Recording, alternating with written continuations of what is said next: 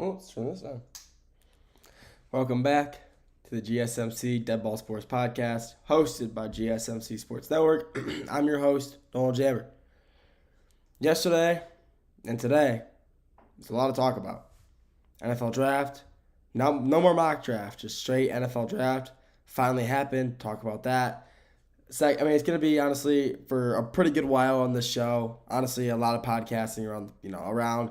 It's going to be NFL draft talk, NBA playoff talk, and honestly, that's probably it. I mean, there really isn't. I mean, you got regular season MLB, but a lot of people don't just go out of their way to talk about that. So you're gonna have a lot of MLB or NBA and NFL talk as recently.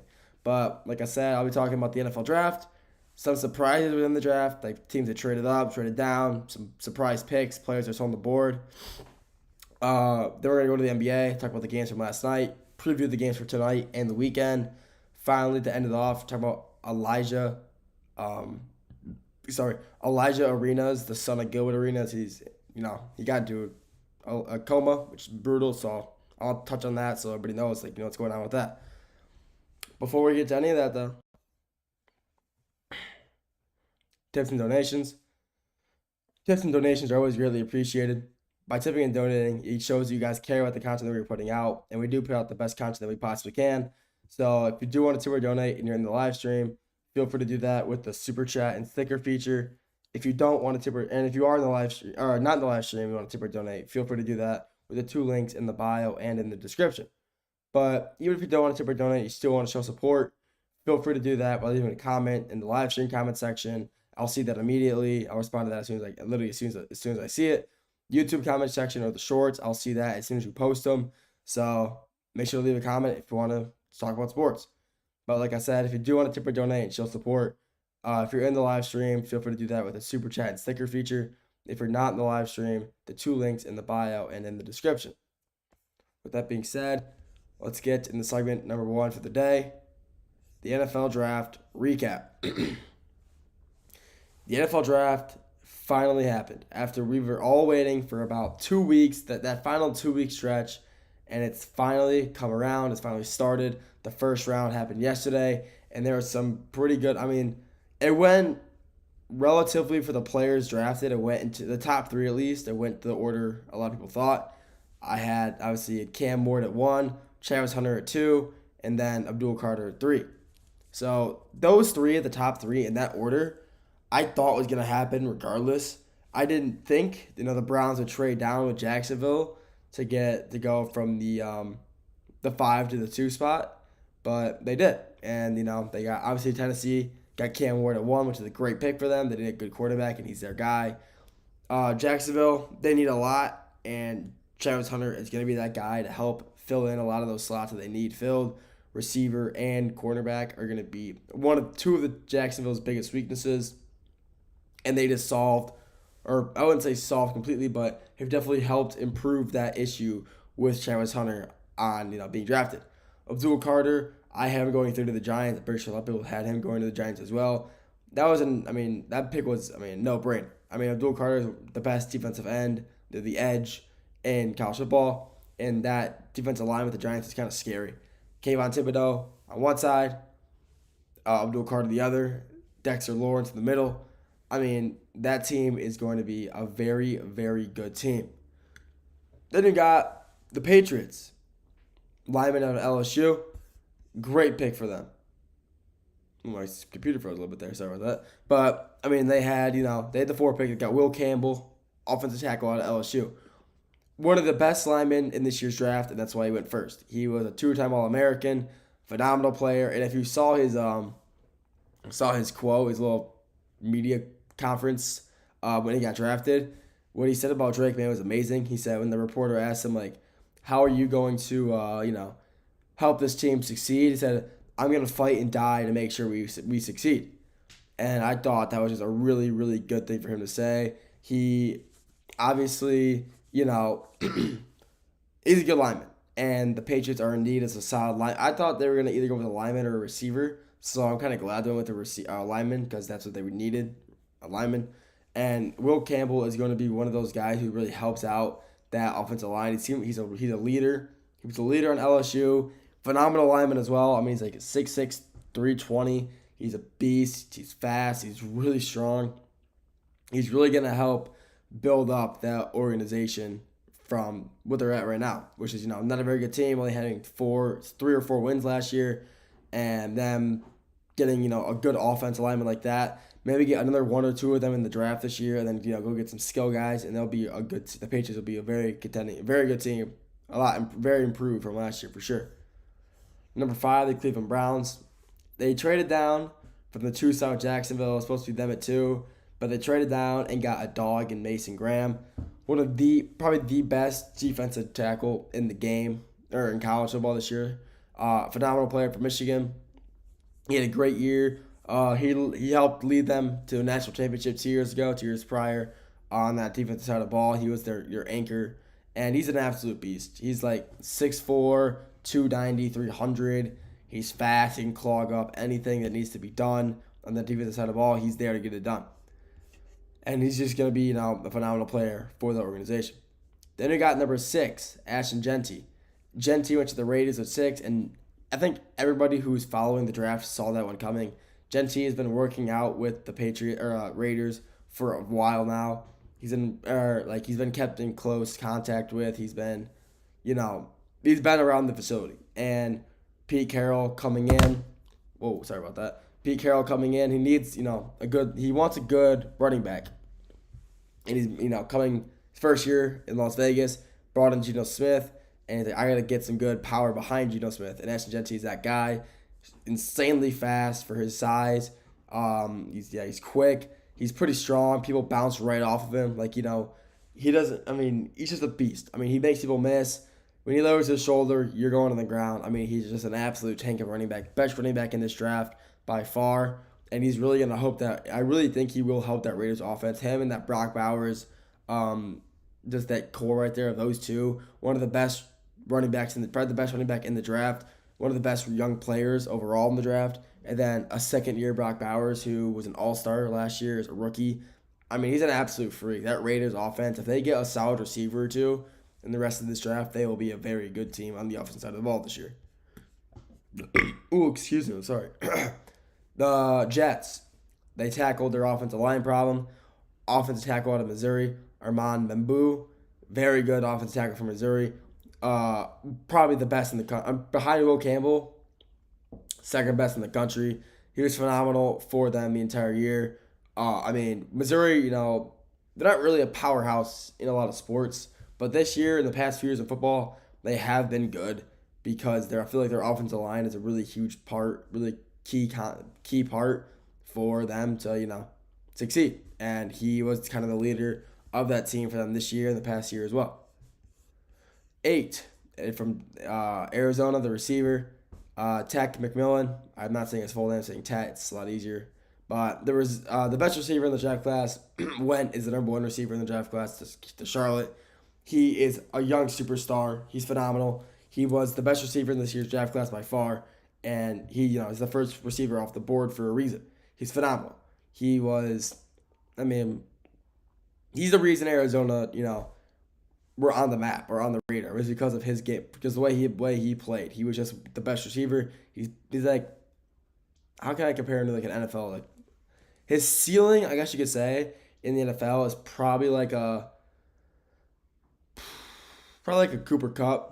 Maybe no. I'm gonna give it like an OPJ. Like OPJ is one of the best receivers of all time. I love him, but like I'm not gonna give him. I'm not gonna give his rookie like Antonio Brown or like Calvin Johnson. I'll give him like a very solid receiver who's all time. So I'll give like OBJ, and he's a phenomenal receiver. He's really good.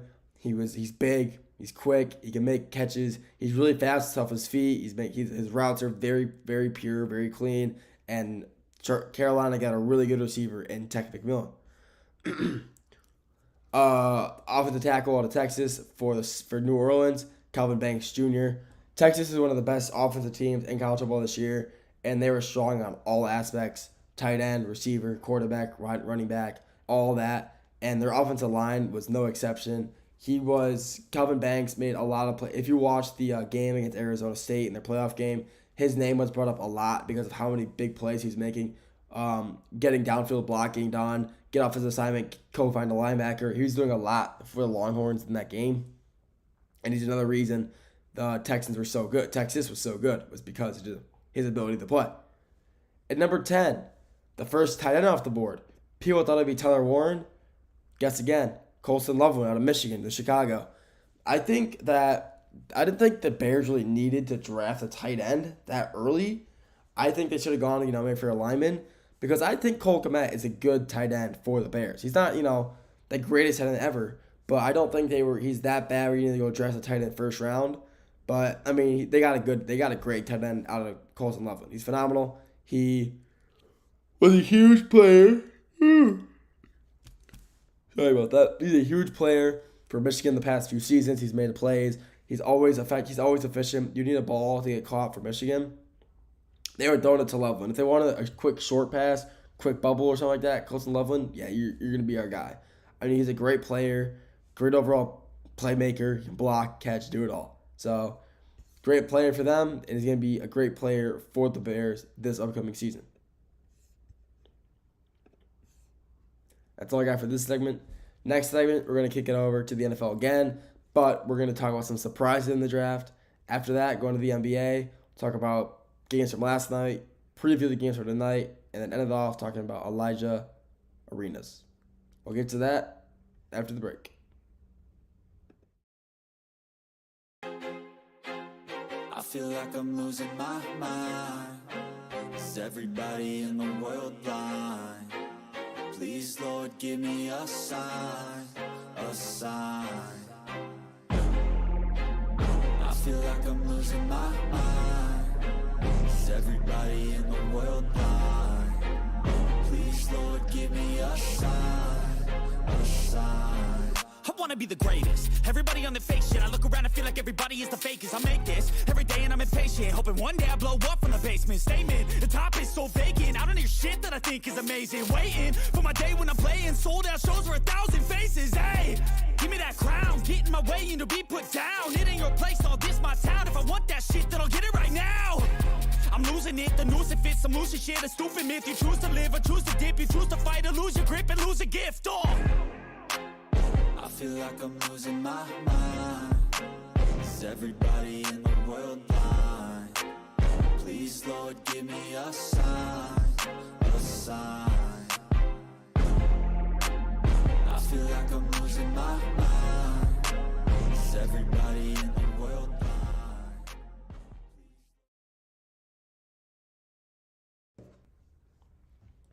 Welcome back to the GSMC Dead Ball Sports Podcast, hosted by GSMC Sports Network. I'm your host, Nolan Jim.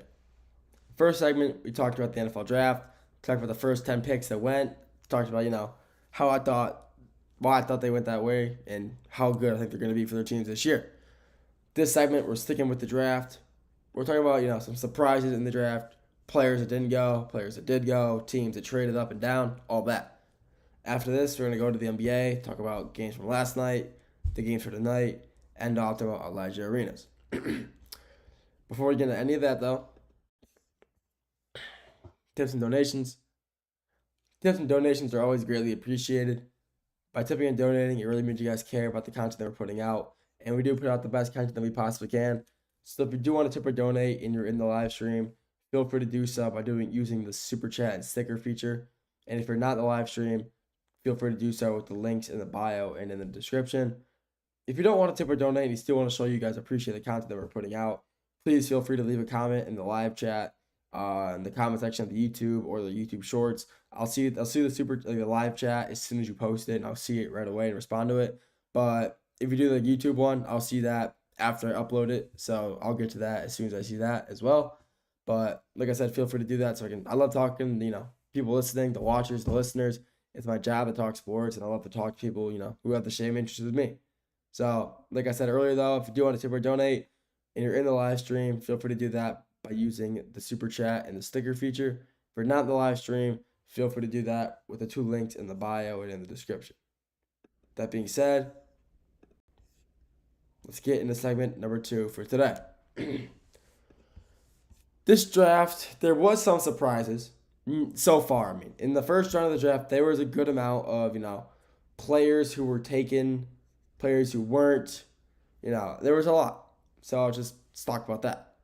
The first surprise I want to talk about is I think the Jacksonville Jaguars trading up to the 2 spot for the Cleveland Browns. I didn't really see them trading up. I really didn't. I really thought the Browns were just going to be set in stone at 2. They're very set on Hunter.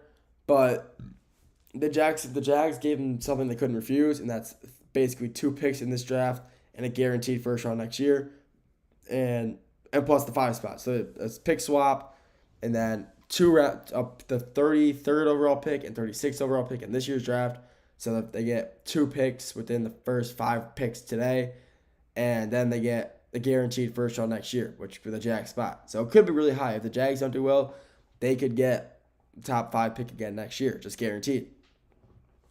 So they drafted Travis Hunter. I mean, Travis Hunter was destined to go number 2. Whatever team needed them, they were going to take.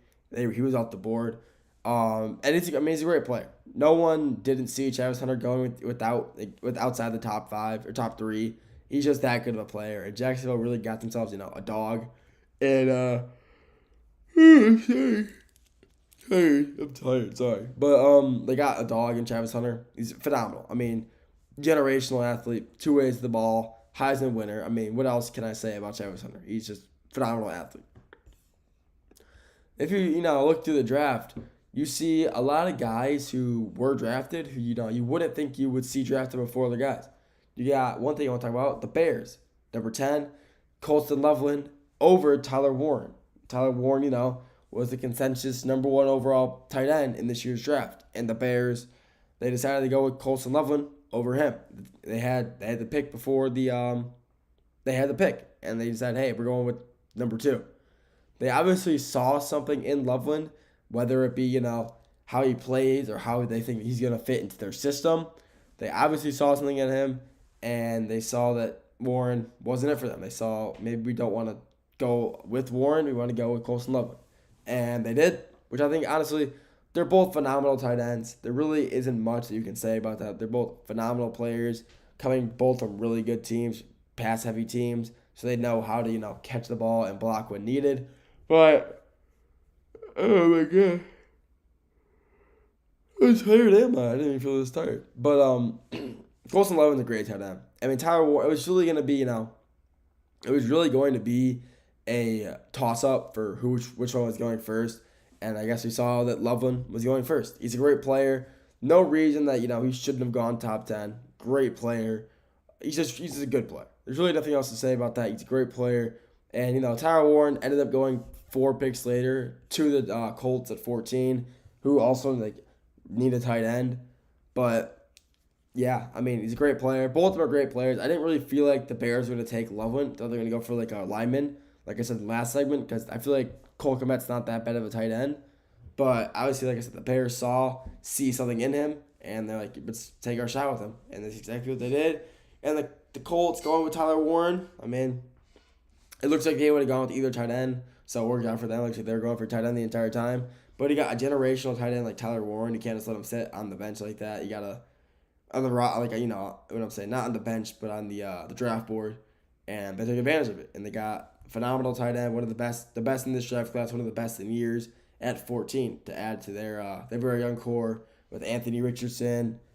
And, I mean, if he stays healthy, that duo could be really good. Very good duo if they stay healthy.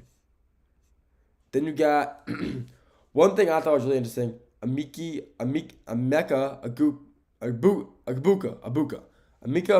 out of Ohio State, the receiver, going to Tampa Bay.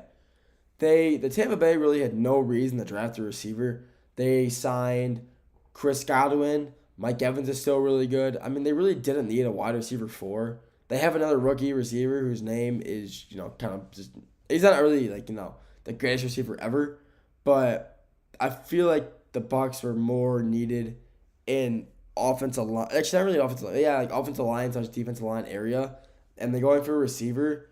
I mean, it's definitely an interesting play. I wouldn't have minded them going for a receiver later in the draft, but they went for a receiver at number, what pick were they? They were 19, and they went for a receiver at Ohio State, who obviously is really good.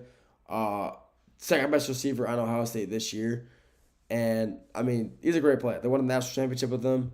He's a great player, but I'm very surprised the Bucs went with him so early in the draft. I thought they would have, like I said, gone for someone on the defense or offensive line, and that's what they kind of need help with. So, is it a bad pick? Not really. It's just kind of surprising a little bit seeing them draft the receiver when they needed help elsewhere.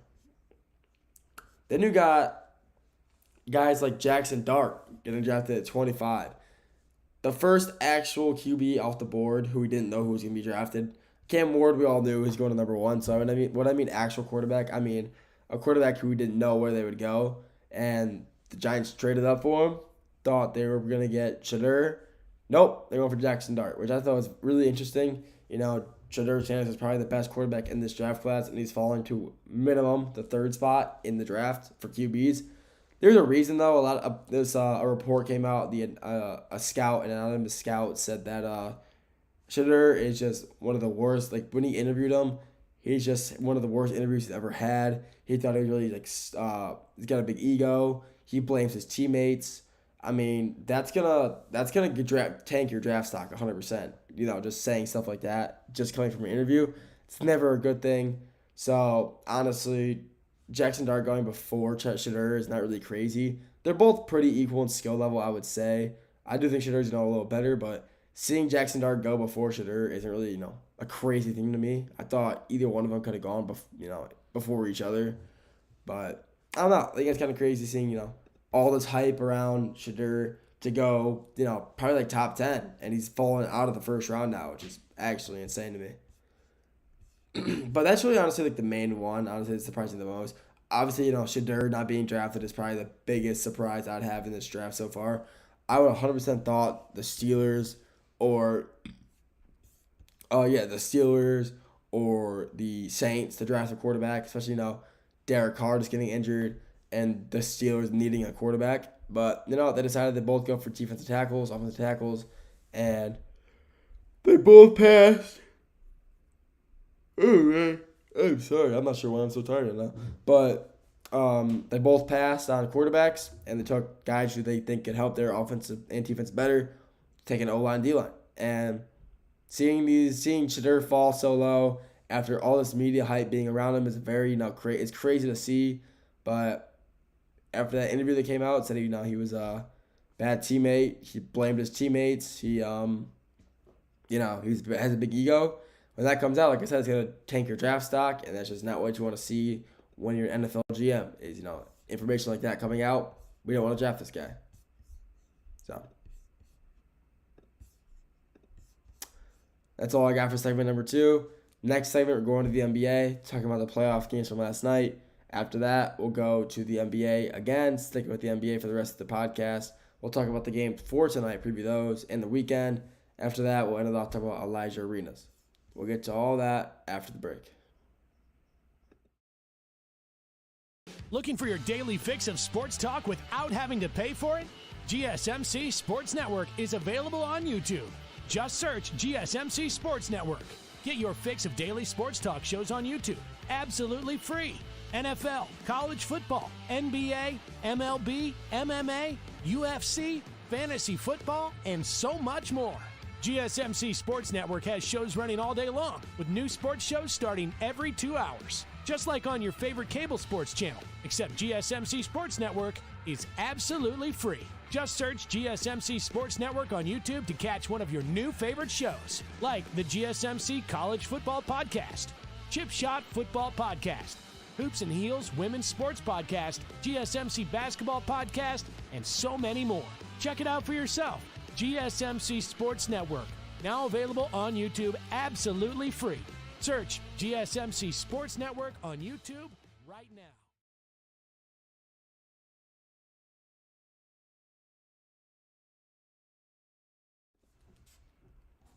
Welcome back to the GSMC Dead Ball Sports Podcast, hosted by GSMC Sports Network. I'm your host, Nolan Jambert. First 2 segments, we talked about the NFL Draft, how that went, some surprises that came up throughout the draft. This segment, we're going to the NBA, recapping the Thursday games from last night. After this segment, we're going to the NBA. We're sticking with the NBA, where we talk about the games for this weekend, what's coming up in the weekend and tonight. After that, we're sticking with basketball, talking about Elijah Arenas, Gilbert Arenas' son, what's going on with him. So, 3 games last night. 3 series went on. 2 of them were good. 1 of them was not. I bet you can guess what game was not good. And you guessed it. Memphis OKC. This series is just horrible. It is just they need to stop airing the series. Yeah, the OKC's already up 3-0, so they won't have to air it after the next game when OKC wins. But this series should have stopped being aired after the second game. The Thunder came back from being down, I think it was like 15.5 last night. But still, that just shows how bad Memphis is. They can't close games. They can't play. They're just not a good basketball team. They're not good enough to be in the playoffs. They honestly shouldn't even be here. John Morant has just been ruled out as well for the next game, Game 4 against OKC. So there goes the season for them. John Morant's obviously their best player. So seeing your best player get hurt like that and he's out, it's never a good thing. So I didn't really watch this game, but I'll look at the box score and kind of, give my opinion on it. We had Chet Holmgren, 24 and 8. I mean, that's pretty average for Chet. Puts up good numbers, gets good boards, and that's what he does. He's a good rebounder. Even though he's pretty skinny, he gets a lot of boards. His wingspan is really beneficial to him. He gets a lot of rebounds, and he's just a huge part of the OKC's success this year. Jalen Williams, 26, 6 and 5. He's a bucket. He's one of the best players on OKC. One of the best young players as well. The whole team is young, but he's one of the standout stars in the young player core for OKC. He's phenomenal. He's a huge player for them all year. Besides SGA, he is their best guard, and he's shown all year throughout the playoffs and regular season that he's the man. He's that good of a player. Hartenstein, off game for Hartenstein, really bad. I wouldn't say it's not really good. When you're getting about 20 minutes of playing time, putting up 5 points, 5 rebounds, 4 assists, that's not going to cut it. Especially in a playoff game, that's not going to do. And I mean, at the end of the day, you can't be putting up less than 10 points to the starting center. Also, need to be getting at least 7-8 boards, but he couldn't do that last night. I'm not sure if he went out with injury. I'm assuming he probably did, based off his little playing time. Like I said, I didn't watch the game, but I didn't see any news on him being hurt, so I'm assuming he just didn't play good. SGA, 31, 4 and 8. And he went 10 for 26 in the field. I mean, not the best shooting game for SGA, but still dropping 31 and 34 and 8 assists. That's not a bad game whatsoever. I mean, especially if we're winning the game, who cares? I mean, SGA, people, even I agree that, he's a free throw merchant. He tends to, foul bait a lot to get on the line. And, I mean, if he's winning, he's winning. I guess at the end of the day, if he's winning, he's winning. He's in the playoffs now. But he's playing against a not very good Memphis Grizzlies team, so 31's pretty calm for him on that night. Lou Dort, pretty bad game as well. 6 points, 2 boards. Pretty bad game. Alex Caruso off the bench, 10, 6 and 3. And that's honestly really it for the OKC. They just, they played better than Memphis, and that's honestly about it. That's all I can say about that. Going to Memphis now, Jaren Jackson Jr., another 20-piece, 22, 7 and 5. He's one of the best players he's probably honestly the best player on Memphis. I will say that. I think he's probably a better player overall than John Morant is. I think he helps the team a lot more than Ja does. Yeah, Ja, is a good scorer, but I think Jaren Jackson Jr. is a better overall player. He does more for the team, passes more, gets more rebounds, a better teammate in general. So another great game for JJJ. Scottie Pippen Jr., 28, 5 and 5. Give him that kid his flowers. I mean, give him some flowers. He's a great player.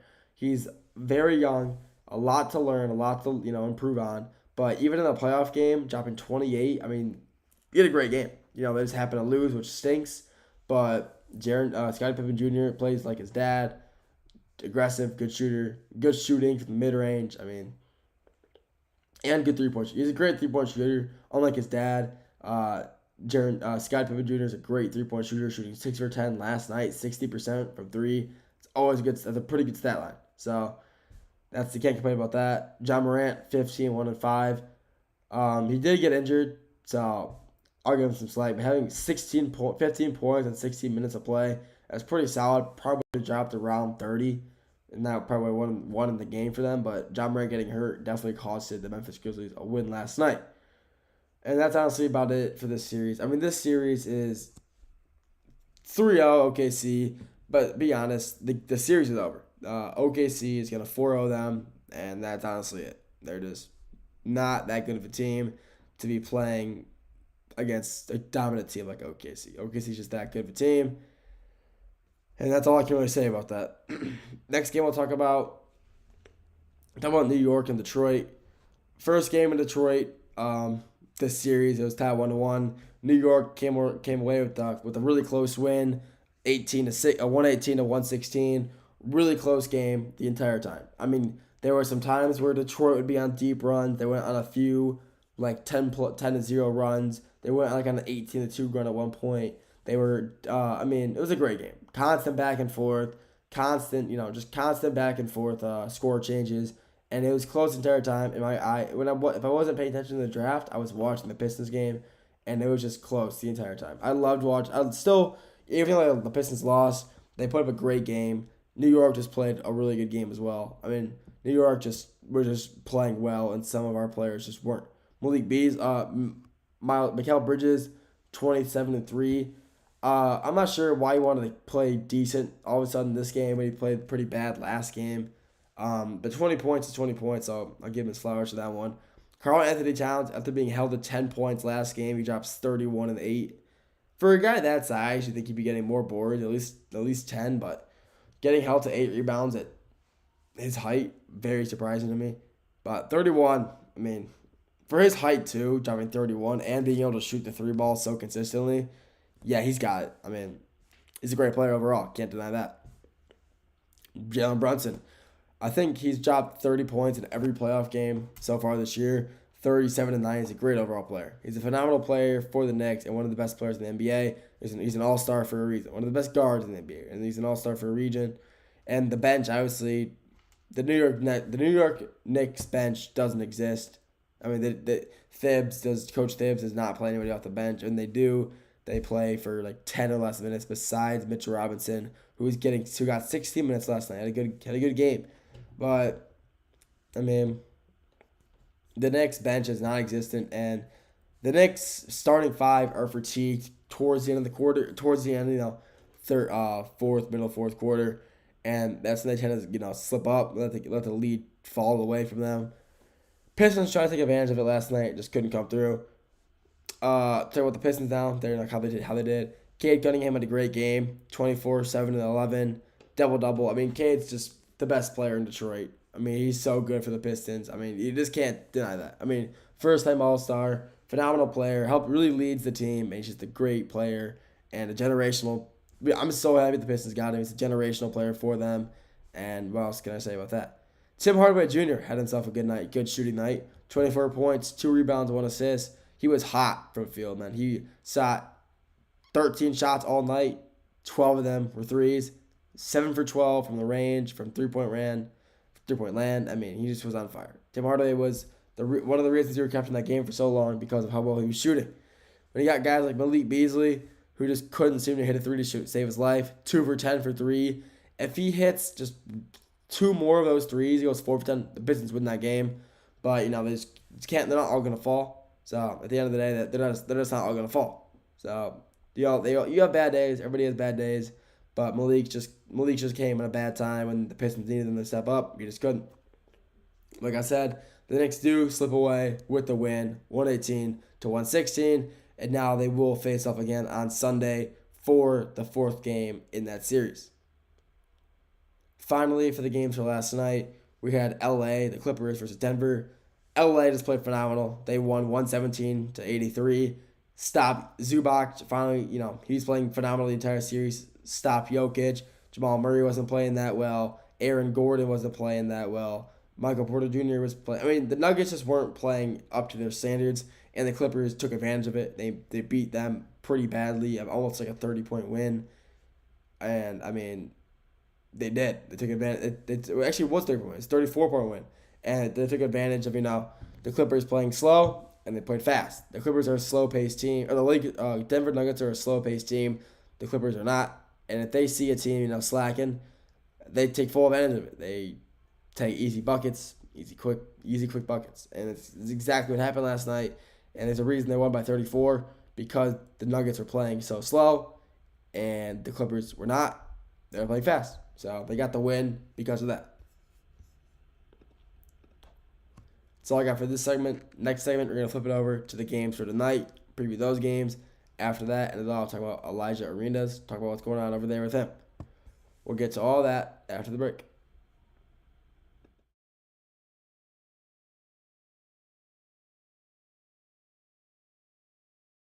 For the best and latest podcasts available anywhere, go to the podcast app on your cell phone and type in GSMC to access free content-rich podcasts on health and wellness, book reviews, sports, entertainment, relationships, social media, movies, technology, finance, and even weird news. Subscribe and download the GSMC Podcast Network's family of shows, available everywhere podcasts are found.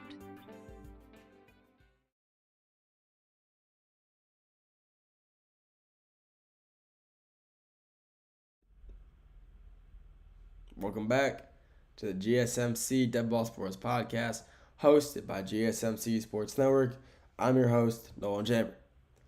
First two segments, NFL, talk about the NFL draft, some surprises from the draft, and last segment we talked about the games going on that happened last night, recap those games.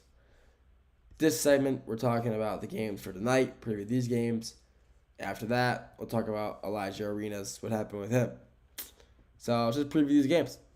Talk about these games tonight. There's 3 games: LA Lakers versus Minnesota Timberwolves series, Houston Rockets versus the Golden State Warriors series, and then the Boston Celtics versus the Orlando Magic series. Not Houston Rockets. The Pacers versus Bucks series. Sorry, I got the dates mixed up. Let's talk about the series that it's also probably end up 4-0. The Celtics Magic. I really thought the Magic would get at least 1 or 2 games on Boston. I really did. I thought their defensive ability is so good, it's so strong, that I thought they would 100% be able to, keep a good lead, maybe get a game or 2 out of Boston, but at the rate of how they're playing, that's unfortunately it's not going to happen. Boston is just such a good team. They are so much better than Orlando in every aspect. Their big play, Porzingis, better. Jason Tatum is better than Paolo. Jalen Green is better than Jalen Suggs. Any matchup is going to end well for Boston and not well for Orlando. This is the truth.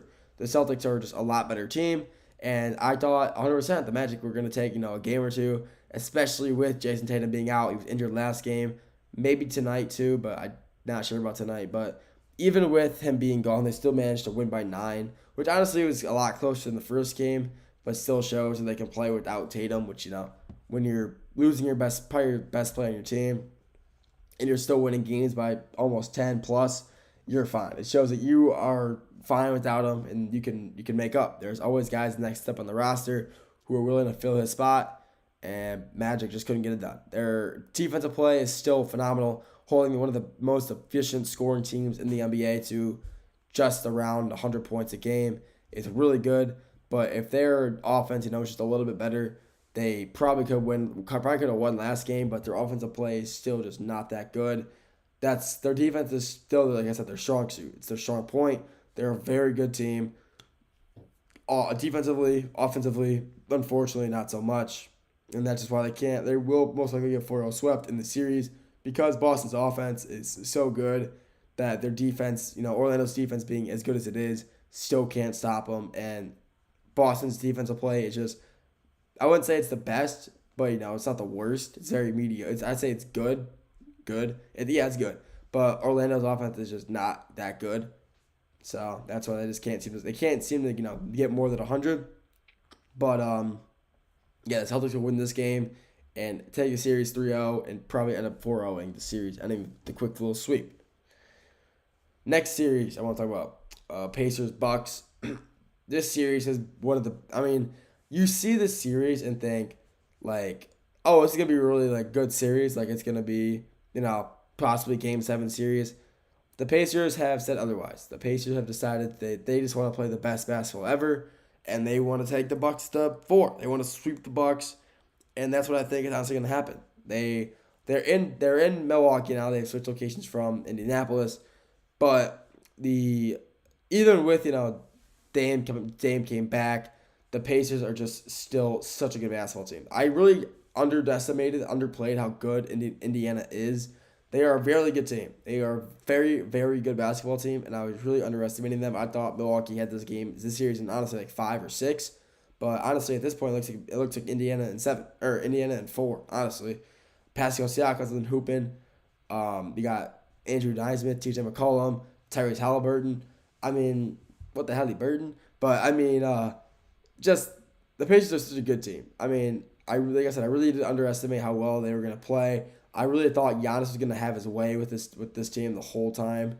I mean, he really is. He's honestly is having his way. He's dropping 34, 35, 36 plus point games like every game, and like doubles, rebounds, and the Bucks just can't seem to win. Giannis is having his way. He is literally dismantling the Pacers defense, but his teammates around him just aren't supporting him in any way, so they're just losing games. And that's why I think that if they get swept 4-0, Giannis hits the market. He wants to leave Milwaukee, and the Nets are really interested in Giannis. So I could totally see Giannis ending up in the Nets uniform next year. And obviously, they're rebuilding too, so that would be interesting to go to a rebuilding team. But if he wants, maybe he likes the culture over there. He also, he's got shops over there. Apparently, he's got a lot of like shops in Brooklyn. Like he owns the stores. So I mean, that's why he wants to go over there. But I mean, who knows? But honestly, at this point, even though I'm going to Milwaukee, this could be like a Pacers like 4-1 series win, just by the way they've been playing. And Dame's didn't play good his first game. I mean, Chris Middleton. I know they never should have traded Chris Middleton. They never should have traded Chris Middleton for Kyle Kuzma. That has obviously just not worked out for them. Kyle Kuzma has not done good for them. Chris Middleton would be a huge asset for this team. He's a great defensive player for them. And they traded him away for Kyle Kuzma, who's putting up like 10 or less points a game so far in the playoffs, which is obviously totally backfiring on what they had going for him. They thought Kuzma would be a bucket. He'd be helping them play good defense. And he is not only not playing defense, he's not scoring. NFL draft round 2 to 3. Has that started yet? Did it start already? Or is it still at 7 o'clock? Is that live right now? If it's live, I'll follow that one for the next segment instead. It is not started. I will talk about that. I'll talk about that. But yeah, like I said, the Bucks are getting manhandled, and if this happens, Giannis will end up. If they get 4-0 swept, he will end up in Brooklyn next year. And the final series that's happening tonight for the NBA, the third game in the playoffs, the series for today, is the Lakers Timberwolves. Very good series. I mean, this series, obviously, it's 1-1. I thought, honestly, after the first game that Minnesota was going to, beat them. It starts at 7. Okay, sick. Thank you. I'll talk about that after this segment. We'll change topics. We'll talk about, who I think is going to go. But I had... Honestly, Minnesota, I thought by the way they were playing, I thought they were going to, beat the Lakers in 5, maybe 6. But Lakers have came back. They've decided they want to win. They want to, play good basketball again. And that's exactly what happened last game. Luka played phenomenal. Austin Reeves played well. LeBron still doing LeBron things, averaging 20. I mean, this is going to be a great series as well. This series has been, Ant-Man, Anthony Edwards has been talking smack. Like, it's just what he does. He talks smack. And towards the end of the playoffs, or like when the playoffs started, he found out that, they were playing LeBron and the Lakers. He said he had a quote. I'm not going to quote it because I think I'd probably end up swearing because the quote, there's a cuss word in the quote, and I don't want to get in trouble. But I think he said something like, I'm going to end that old man's career. But there was some other language in there I can't say. And honestly, he can back it up. I really think Anthony Edwards is honestly he's probably the biggest trash talker in the NBA right now. But the thing about him, he can back it up. He is just he's a phenomenal player. He's so athletic. He is one of the most athletic players in the NBA as well. I mean, his jump is so high. His dunks are just phenomenal. He could shoot, play defense. I mean, he's just an overall great player.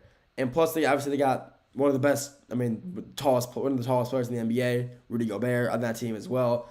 Not, the greatest offensive player ever, but he gets a lot of rebounds. He doesn't put up a lot of points, but he's getting a lot of rebounds. And when Rudy Gobert is having a good game, he's putting up 15 points and 20 rebounds a game. But that's what happened in the first game. They were manhandling the Lakers in the paint, manhandling Jackson Hayes. He put up like 10 points and like 16, 17 rebounds. Last game, he was slowed down. He only had like 5 points and I think it was like 11 or 10 rebounds, so a lot less than what he's normally, capable of getting. And the Lakers won. Because of that, they won. And that was honestly it. When you manage to stop Rudy Gobert in the paint, that's going to help your team a lot. Because a lot of the other players, the Lakers obviously are a great shooting team, so they need their buckets to go in. But you got guys in Minnesota. You got like Mike Conley.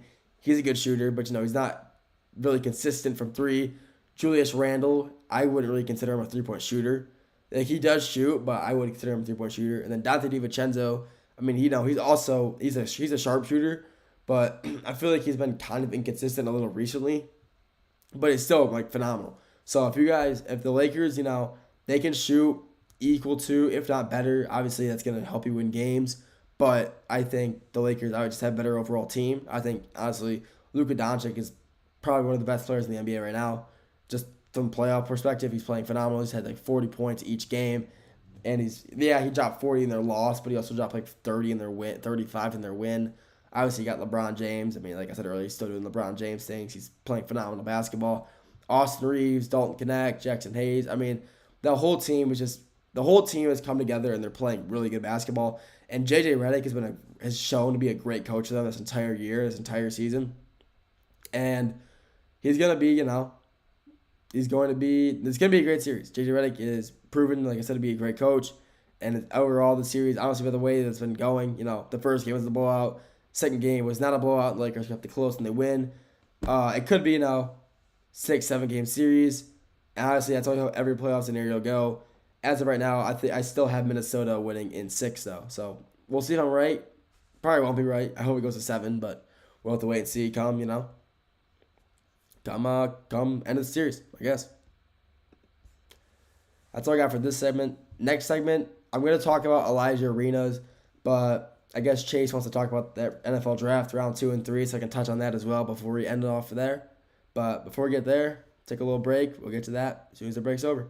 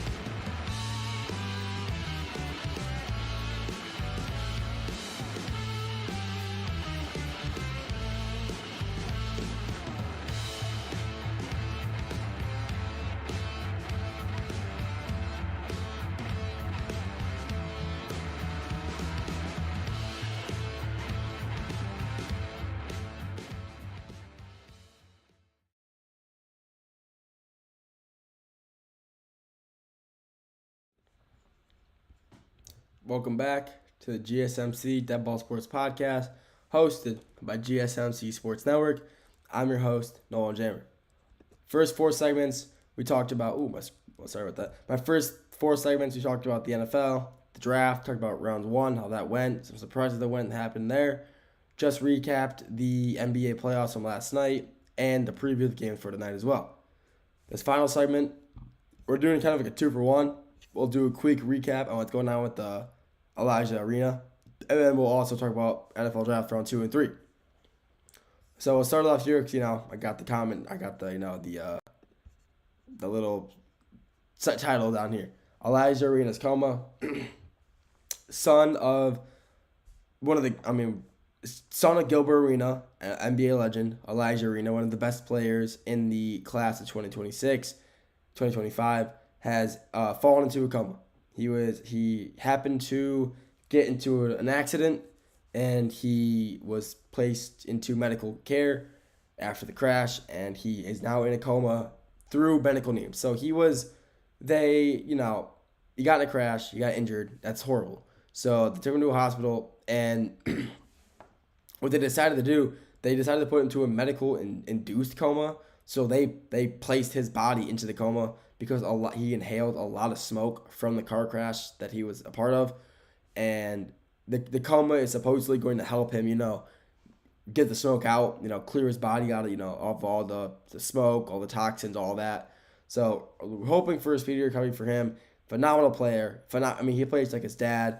Gilbert Arenas is obviously not one of the greatest of all time, but one of the most. He's got a phenomenal highlight reel.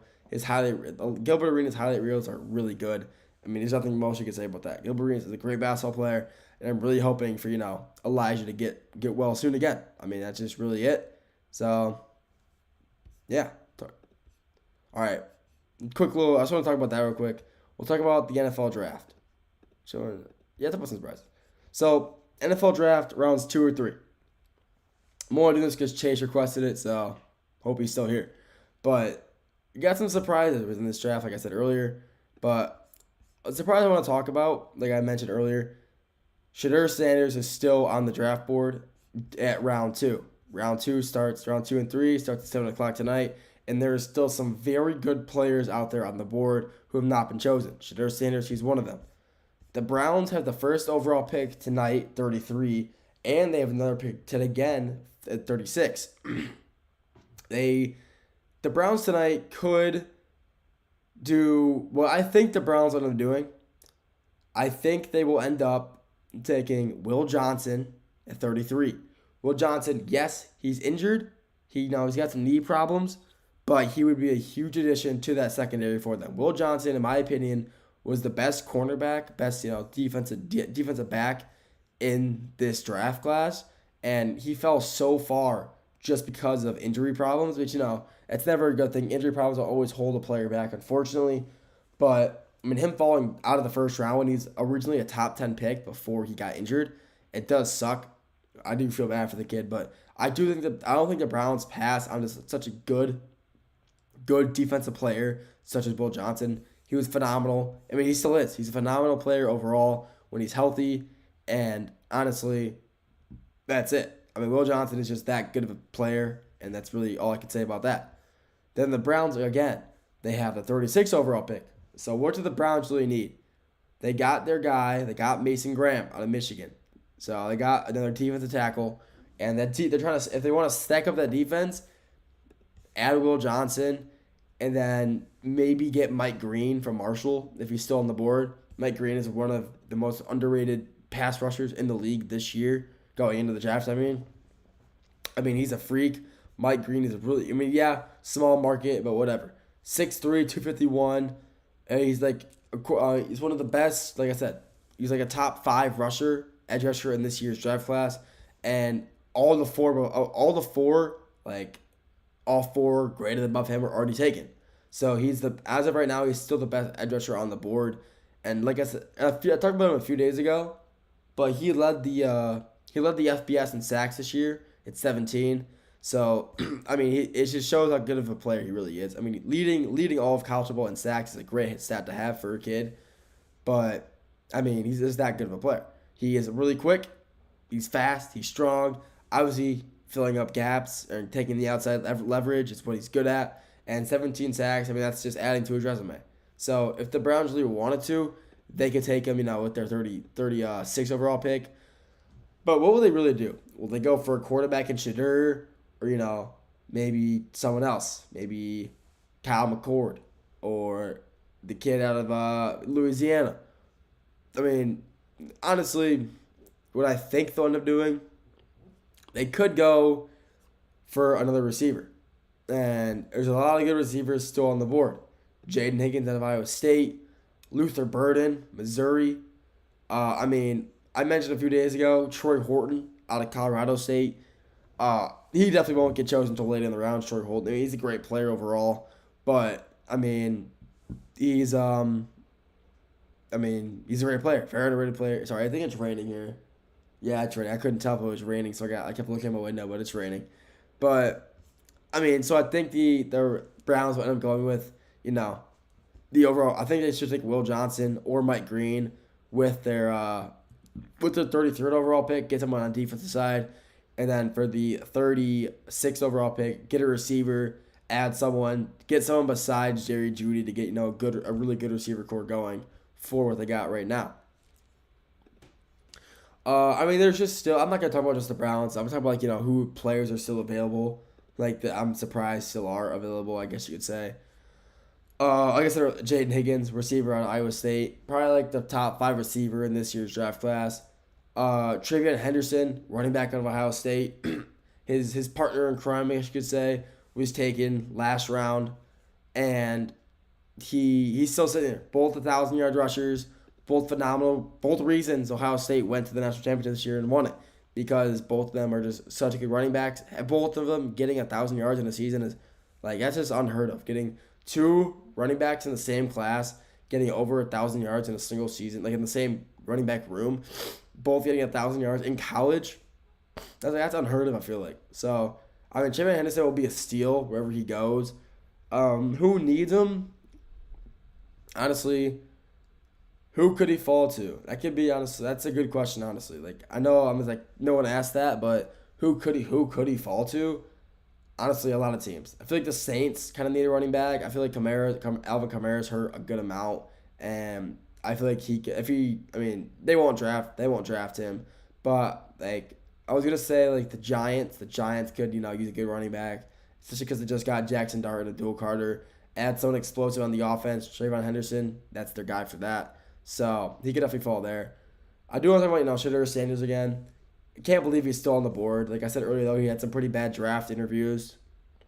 And a lot of the anonymous GM who reported it, said some pretty bad things about him during the interview that, big ego, blames his teammates, a lot of, stuff you don't want to hear. So I think that's a reason his stock is tanking because, problems like that. So do I see him dropping out of the second, third round? Honestly, if from what I hear, some coach saying that, to a player, saying that about a player that he blames his teammates, you can see a guy dropping pretty far out of the draft for someone like that. But realistically, will he? I doubt it. I think he could maybe go to a lot of teams. Obviously, Steelers still need a quarterback. I feel like maybe a team like Indianapolis might take a quarterback as well. Maybe a later if there's still one available. New Orleans, obviously. Las Vegas. There's a million teams that can get him. But the 3 teams I could see drafting him are definitely probably the Jets, the Raiders, and the Saints. The Jets, Raiders, and Saints are probably honestly top 3 picks for Shedeur Sanders to go to. There's still just so many people in this draft that are available still that are very surprising to see they're still on the board. But that's the draft. You see people fall who you think could never fall, and then you see players rise up, get drafted early who you never even heard of. So that's the NFL draft for you. That's why it's amazing, and that's why the draft is so much fun, honestly. That's all I got for everybody today. Thank you for tuning in to the GSMC Dead Ball Sports Podcast, hosted by GSMC Sports Network. Your continued support really means the world to us, so feel free to comment, and share with anybody you know. Feel free to follow us on all of our social media to stay up to date with all things GSMC. We're on any social media you can think of, X/Twitter, Facebook, Instagram, Snapchat, any social media, we're on it. So just search GSMC and follow us to stay up to date with all things GSMC. And yeah, honestly, that's all I got to say.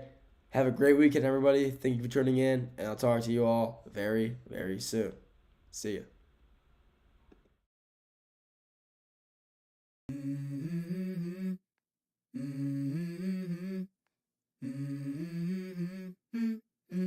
Let's go. I wake up to a little bit of drool on my pillow, feel like it's gonna be a bad day. Yeah, I'm tired of shit, and the coffee ain't hit yet, damn, ain't that great. I don't wanna go to